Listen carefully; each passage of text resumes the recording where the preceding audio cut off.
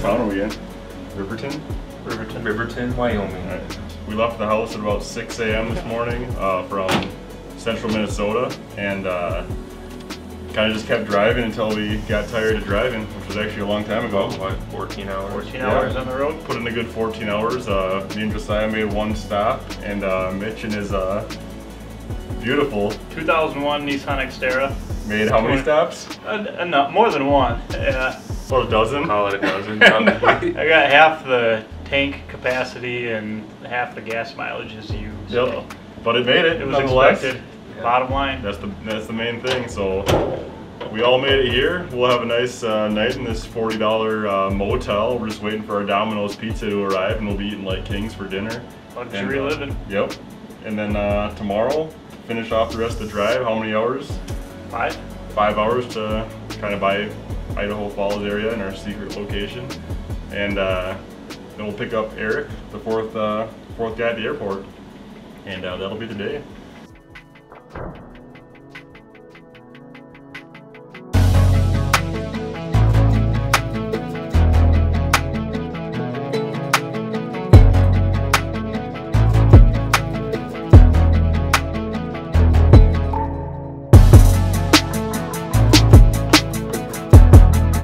It's been really hot. It's been like 90 degrees most days.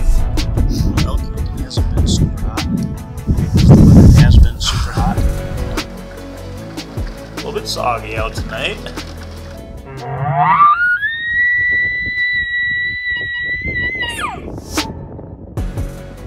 We finally got some cooler weather. It was 90s the last 3 days, and then yesterday it rained, and then now it's pretty cold actually. Yep.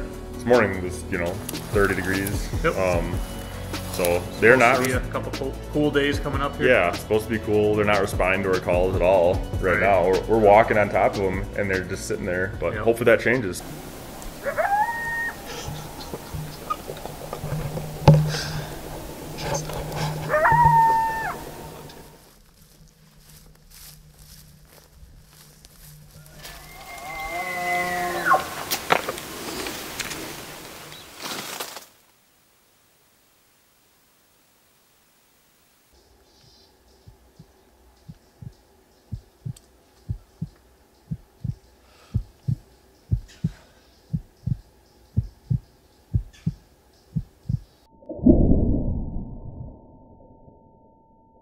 I just got a text from Mitch, who's way somewhere else. I don't really actually know for sure. And he said it just hit a bull in a bad way. What does that mean, Mitch? Does that mean you botched it? Or does that mean we've got a dead bull?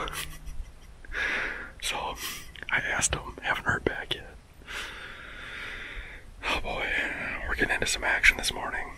Not me and Josiah, but I mean, they heard a bugle over by Mitch and Eric, and apparently they stuck one, so we'll see what happens.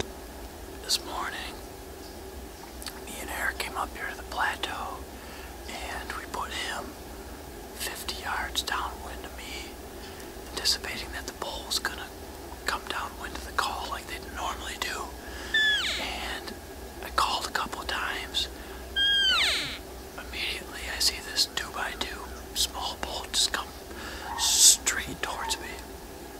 So I ranged a bush at 25 yards where it was headed, and it came right behind the bush. It gave me a chance to draw, turned broadside, came out behind the bush. I used my 30-yard pin, and somehow arrow went right under him, completely missed him. I'm not sure if I dropped my bow arm or might have lost my back wall on my bow and just clean missed him somehow. I'm not sure how it happened. So he spooked and he ran forward like 10 yards, and I knocked another arrow. Had time to range him 40 yards. I ranged his body at. He was standing there broadside, and I drew. He looked like he was ready to spook, but he didn't know what I was. He was watching me at this point, but he hadn't spooked yet. He was standing broadside, so I put my 40-yard pin on him and I shot. And right as I released, he turned sideways to run, and my arrow hit him right in. Look, knocked like the back leg, like the ham, and I saw him run and turn. When he turned, I saw my arrow sticking out of his back leg. So, it's a bad, unfortunate shot. He turned to run away right as I released my arrow. He was standing broadside when I took the shot. So, I'm a little sick. I'm worried we're not going to find this bull. All I can do is hope that I hit an artery. Maybe if I hit an artery in the back leg, I got lucky. Praying to the elk gods that happened. There's still another bull up here. I'm going to keep trying to call for Eric. And hopefully, when this settles down, we'll go look for my bull and hopefully find him. Well, it's heard from Mitch.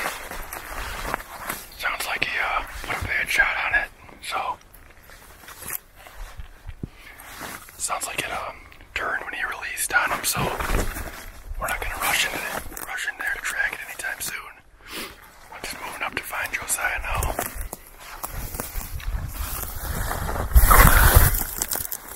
Sounds like Mitch botched it. I gotta stop talking with this diaphragm in my mouth. Yeah. Apparently it turned when he released, and I'm not sure if he hit it in the boat or what. Well, I don't know. I mean, it didn't sound... He didn't give me a lot of information. Yeah. But it sounds like they're still working a bull for Eric. So I told him to just call me when things settle down. Are they gonna need us? Probably not. Probably not if they don't have any... I mean, unless he hit an artery. Saw me at this point and he watched me range him, pull an arrow out, knock the arrow, draw, and as I was releasing, he turned to run away. And I hit him right in the butt, I think, in the hind quarter. I did find some blood. I don't feel good about the shot. I just need to hope I got lucky and either hit him in the artery in the leg, or if it's in his guts, then we'll just give him time and hope that he laid down and died. He ran off that way, then ran into the trees, I believe, and I heard him crash. And I think the crash was just him busting, but hopefully it was, maybe I got lucky with the artery shot, and maybe the crash was him going down. We're just going to see how much blood we see, and then maybe give him time if I don't see artery-style blood. I'll let you know how it turns out. Yeah, here's blood.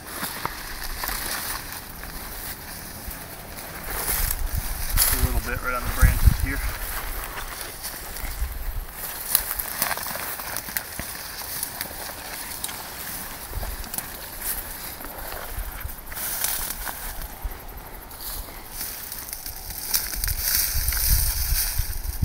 Here's a little bit here.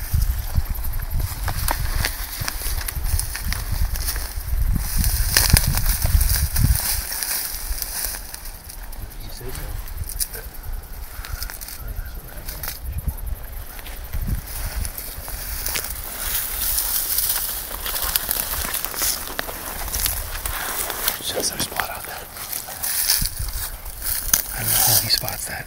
And I think he turned around this bush where I saw him.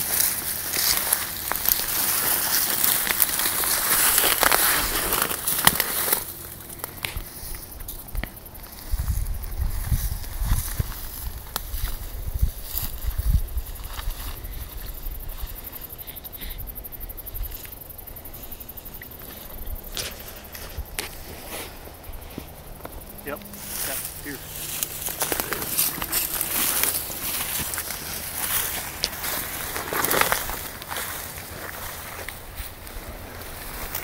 There's grass right here. And you can see that on the camera right in there. It's not a lot, but oh, here's more over here. Yep.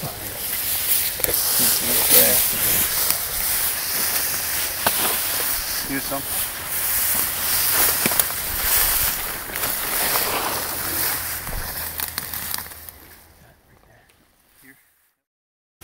Hey, Mitch, what's going on here? Oh! Can't even believe it. We got a very lethal butt cheek shot. Shot bad. Wow. think I found an artery. Look at it right through his tail. That very deadly tail shot. Uncle Chuck, this one's for you. You gotta hit him right above the guts, right? Is what you always say. Hey, you know what? This is awesome. It is just fortunate. Thank you so much to the powers that be. Yeah, that's a lucky one. The arrow found its way where it needed to go. I can't even believe it. You know, two-pointer bull, kind of unique. He's a younger bull, but any dead bull in the freezer is a great bull. Oh man, I cannot believe this. When I watched him run away with his arrow sticking out of his butt, I did not think I was going to find him. Needless to say, and after my first arrow missed him at 30 yards, went right under his chest.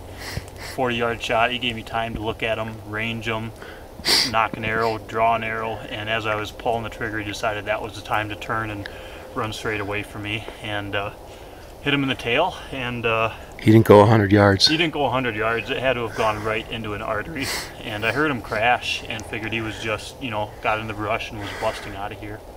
Yeah, he went 100 yards and died, and I cannot believe it. I really cannot believe it. The elk hunting gods are smiling The on elk us hunting today. gods were very, very kind. Yeah. Thank you so much for not wasting another bull. Oh man, am I just thrilled right now. Some meat, boys. We got meat. It's awesome. Well, it's about 8:30 on September 10th. Me and Josiah were just about to drop into our next bedding area, and we got the picture from Mitch. He found his bull that he shot this morning at about 7 already. I don't know how to describe the shot placement. Joe, do you want to describe the shot placement? Wasn't exactly in the vitals. Apparently, there I'd was, assume that vital. well, it was fatal, It was fatal. but there was apparently some brush and a little bit of a commotion, and it turned a little when he went to shoot, and he hit it a little far back, but apparently enough to do the trick. And by far back, we mean right up the butt. The old Illinois heart shot. Yep. Hey, I'd take it if it means a dead elk within an hour. Yeah. That's not too bad. So we broke the ice on the trip for not getting anything. The elk have moved over to our side of, well, we were just hunting one side of the property and not being able to pull them across, but now it seems like the elk are scattered a little bit more all over the property, and also responding to calls. Not bugling back, but kind of coming in silent from what I understand still. Yeah. So Josiah had a close encounter last night too. So did Eric. Yeah. So I guess it's my turn. Whose turn? Mine. To do what? To get a close encounter. Oh, I'm alright with that. And shoot one. Alright. Yeah. Well, I guess Mitch and E-Rock have it handled. Sounds like the ranch owner is going to drive out to him as close as he can get with a UTV and just quarter it and throw it on there. So I guess they don't need us. So we're going to go try to get our own.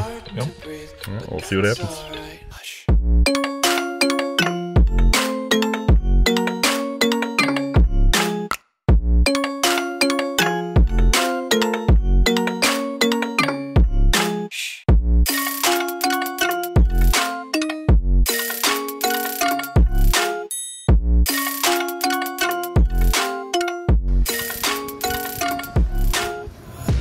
Some fresh tenderloins that we're working on here. Put some butter on it. Put some butter on it and toss them in the oven. This is a meal that's worth documenting. Got some fresh mashed potatoes out of the Idaho and instant mashed potato packets. Nice. I mean, we are in Idaho. Fried up in butter and onions, You don't even have to uncover. along with the elk steak fried up on cast iron. That is some big honking backstrap fillets right there. And let's not forget Joe's Oh, prairie parrot. prairie parrot fried up in butter and onion. Enough pepper to make you sneeze for days. Having a little turf and turf. Eric, what's your best guess as to what's going to happen tonight? Repeat. All the way. Ben, how about you? If you had to guess what's going to happen tonight, what'd you put your money on? Well, I'll tell you what, if I get a good facing away shot, I'm sending it right up the butt. What do you think, Joe? I got no predictions. I'm leaving it up to the elk gods. Leaving it up to the elk gods. That's the best way to be. All right, plateau party. Here we go.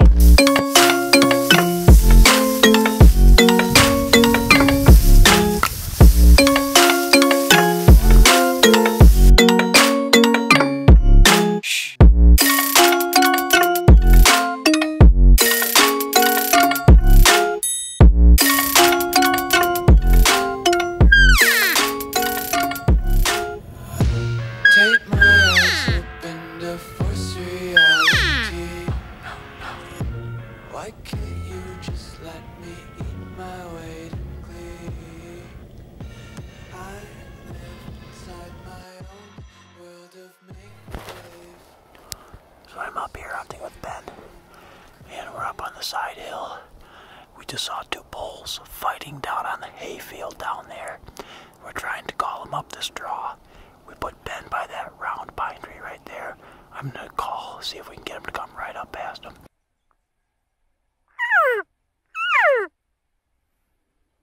No sooner than I let out a couple cow calls and 4 bulls and a cow popped up over the ridge. It's at this point, 7 years of elk hunting intuition told me I should stop calling.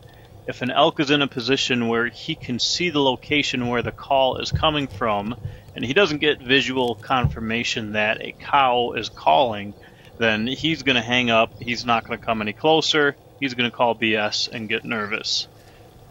I learned this lesson hunting with my Uncle Chuck a couple years ago. When a bull bugled, I called, he came up over the ridge, and I kept calling, thinking he was coming closer in because I was calling. I was thinking, hey, this is working, I'm calling, he's coming. He eventually did a 100-yard wide circle until he got downwind of us and then busted. And my uncle told me, hey, you should have stopped calling when he was coming, because if he can hear you but he doesn't see that there's an elk there, that's going to make him nervous. Just let him keep coming if he's coming. Meanwhile, Ben is in a position where he and I can't communicate. It looks to me like the elk are coming right into Ben's lap, and I'm just waiting to hear the twang of the bow.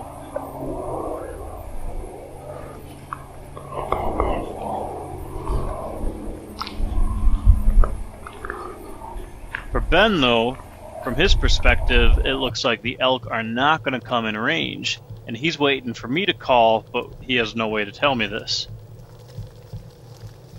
So knowing that, Ben made a desperate move, and he called. I heard him call, wondering why he did that, thinking that now the elk aren't going to come any closer if they can't see a cow where he just called from, and I figured the only hope was now I should call, because maybe they'll come a little closer to me, they won't get within range of me, but hopefully Ben being 50 yards closer, they'll get within range of him.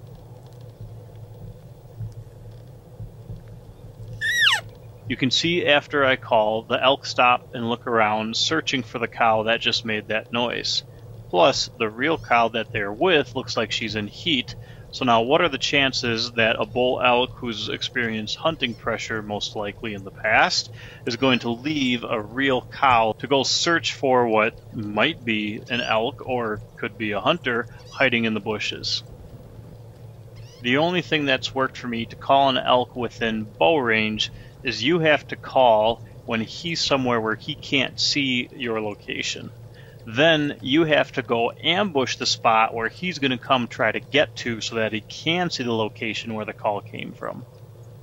Here, we're already well past that point, so my thoughts are we sit silent, let this play out, hope they hang out long enough, move around enough that one of these 5 elk come within range of Ben, or they let their guard down just enough that Ben can put in a stalk, close the distance just enough to get in within range of one.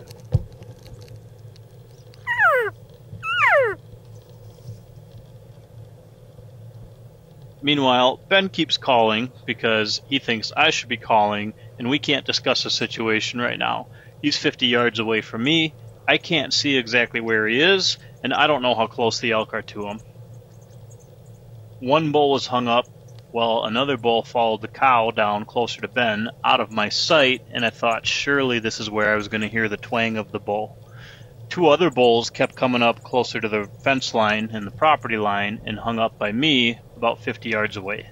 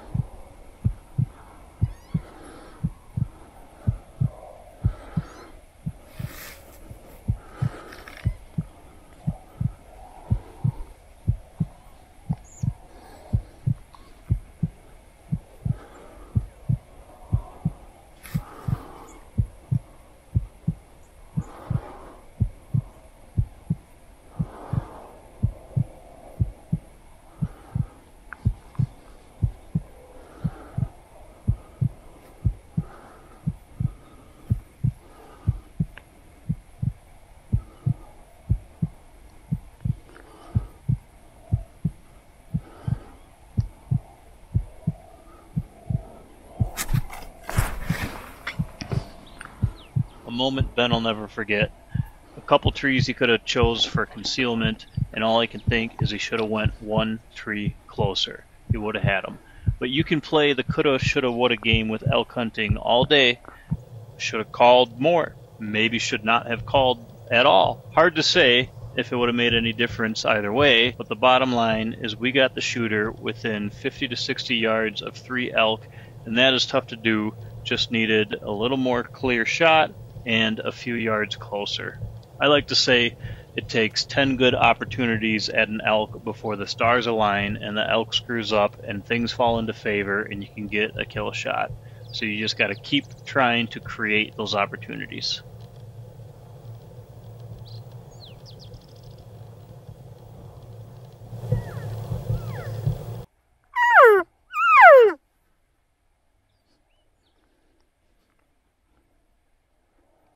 There's still a bull hung up right about 60 yards, 70 yards away from Ben, but I've got 2 bulls within 50 yards with a very clear view of me. I am sitting dead still with 2 hands on the camera. I can't communicate with Ben. I don't know what he's got going on.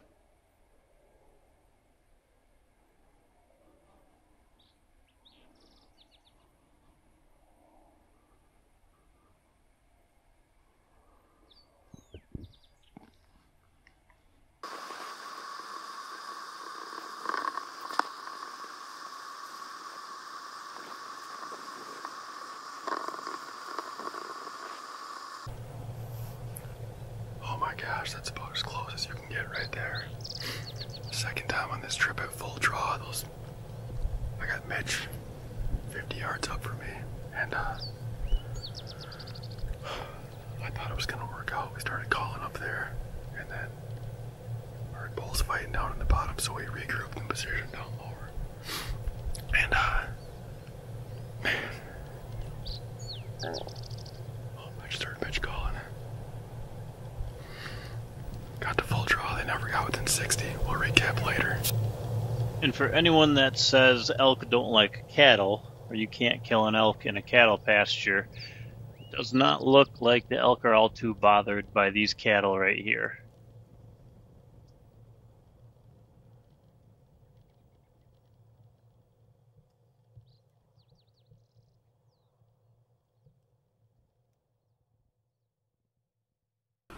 Well, I just met up with Mitch after this morning's events.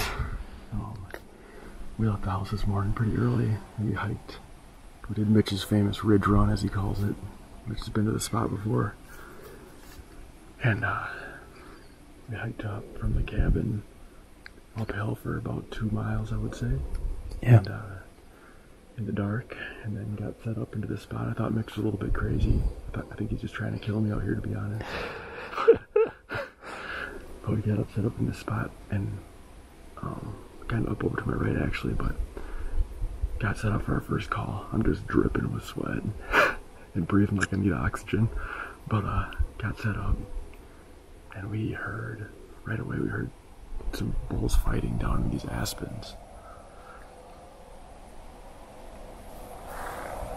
And so then Mitch and I decided to reposition. So I went back to Mitch up the hill.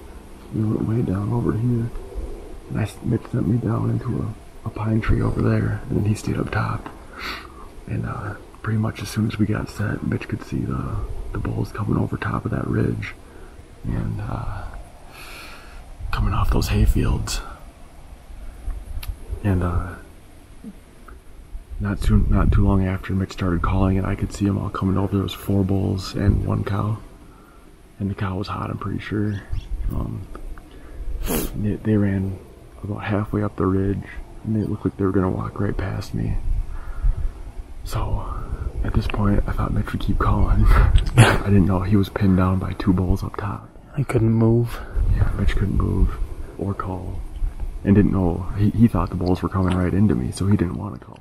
I couldn't see the bulls as soon as they got down below the top half of the hillside. I couldn't see them, and they looked like they're going right at Ben, so I didn't want to screw with anything. Yeah, and I was like, well, apparently Mitch had a heart attack or something, so I didn't know what's going on. So I called a couple times from my bush, and one of the lead bull turned, and then as soon as it turned, the cow went down and across from me. But boy, they had to have crossed 50 yards away from me. I kind of told myself that 40 yards was going to be my maximum, and I was trying to stay true to that and not, you know, you don't want to spend all day tracking a wounded elk and not find it.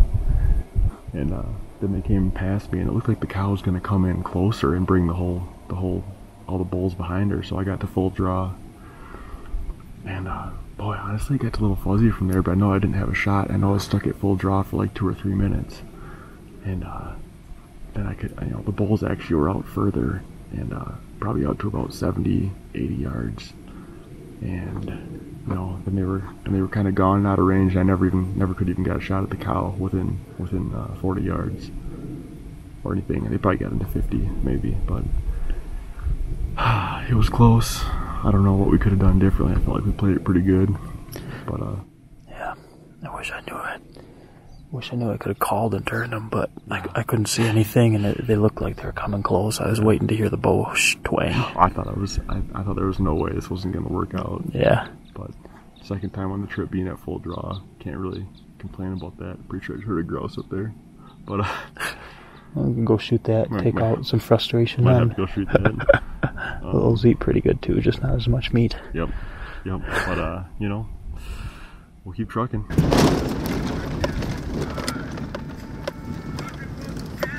Although it wasn't for a lack of trying, the accidental Texas hardshot point bull was the only elk we killed this year.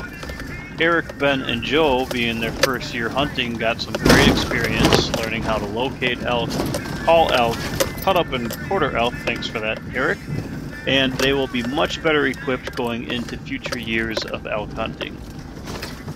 My farewell advice is if you finally get skilled enough and lucky enough to call an elk into range, make sure you send that arrow right up the butt.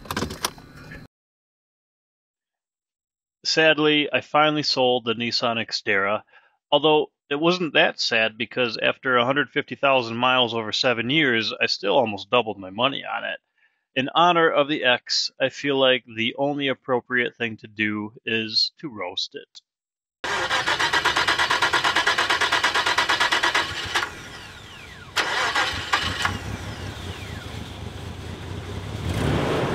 That's normal.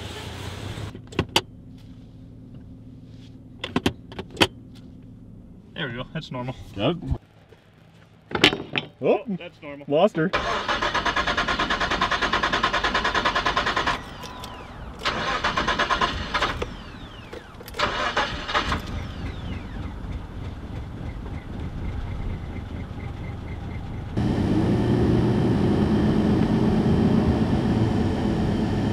Is that supposed to do that?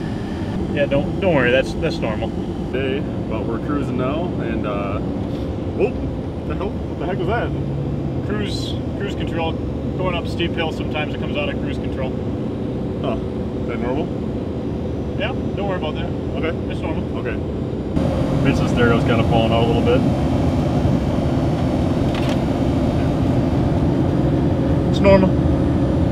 Hey, can you turn the AC down a little bit? It's either on or off.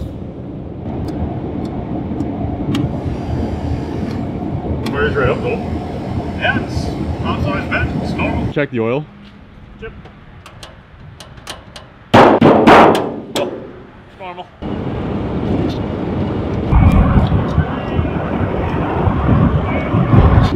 Mitch, I can't get this window shut all the way. Yeah, you gotta drop the other window and then you can shut it. That way it doesn't want to slide into the groove, so if you open the other window, then pressure lets loose so it slides right in there. It's normal. Okay.